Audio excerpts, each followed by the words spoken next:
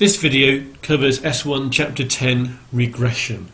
It's linked in with Chapter 9 Correlation, and there'll be some similarities in the notation we use and what we're doing. And you can see from the diagram I've started off with here, it's a scatter diagram. And regression really is a bit to do with the lines of best fit.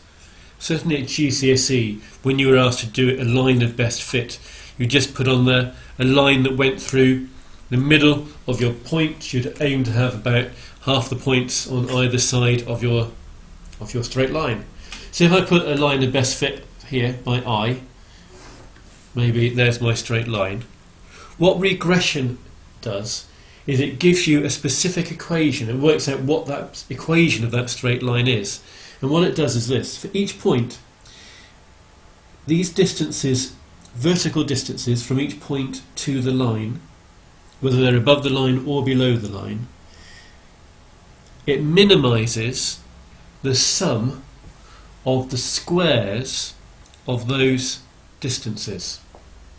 Now there's a reason for that square thing. At the moment, these values here are negative.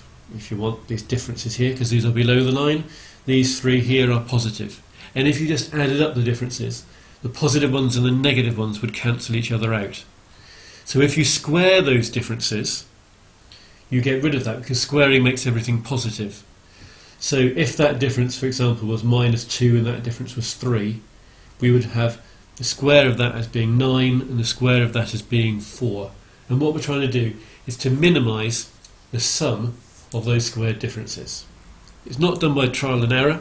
There's a technique to do it. There are formulae which gives you the equation of the line. And these distances here are sometimes called residuals. So what you are trying to do in this technique is minimise the sum of the squared residuals. And that will give you your best fit line, if you want to think of it that way. So it's all done through a set of equations. And the first one, it's a bit like that correlation one, where you see something and there's something new in it and then there's another one after it. So the first one is this. I'm going to give you now the equation of the regression line y on x. Now I'll explain that y on x bit a bit more later on when we look at an alternative one. But we'll look first of all at the equation of the regression line y on x. It's y equals a plus bx, where that value of a we've just seen here is equal to y bar, in other words the mean of y, take away b times by the mean of x, and where the b, which we've used here and here, is equal to sxy, which we came across in the regression, in the correlation chapter, divided by sxx. And if you're working the the regression equation out, you need to start from the bottom. Step 1 is to find out what b is. Step 2 is to find out what a is. And then finally, step 3, you can get the equation of your line. So you actually work up through those steps, working out b first. When you know b, you can use it here to work out a, and when you know b and a, you can then get your equation of your line.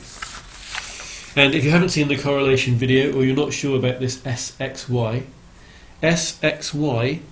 is the sum of all the x values times by the y values, take away sigma x, sigma y over n, and sxx is very similar, but it's sigma x squared minus sigma x all squared over n, and the n is the number of pairs of data we have.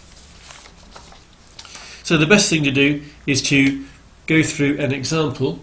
In the next video, which you can see at the start, I'll have a table down and then I'll go through working out the regression equation from the data I have in that table. If you keep these formulae here to hand, that will help you as we go through the next video.